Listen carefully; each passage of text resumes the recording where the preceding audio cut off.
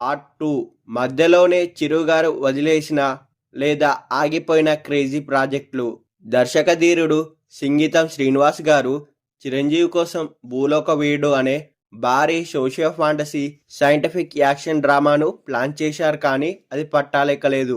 అలాగే సంచలన డైరెక్టర్ అయిన రామ్ గోపాల్ వర్మ కాంబినేషన్లో చిరంజీవి, టబు ప్రధాన పాత్రల్లో వినాలని ఉంది అనే సినిమా షూటింగ్ కొంతవరకు జరిగింది. కానీ స్క్రిప్ట్ విషయంలో వచ్చిన కొన్ని విభేదాల వల్ల ఈ సినిమా మధ్యలోనే ఆగిపోయింది. పార్ట్ 3 చిరంజీవి గారు కొన్ని స్టోరీస్ విన్నప్పుడు అవి తనకు సెట్ కావని చిరు గారే స్వయంగా రిజెక్ట్ చేశారు. ఇక డైరెక్టర్ అను రాఘవపూడి మొదట అందాల రాక్షసి స్టోరీని చిరు గారికి వివరిస్తే ఆ పాత్రకు తాను సూట్ కానని ఆయన తిరస్కరించారు.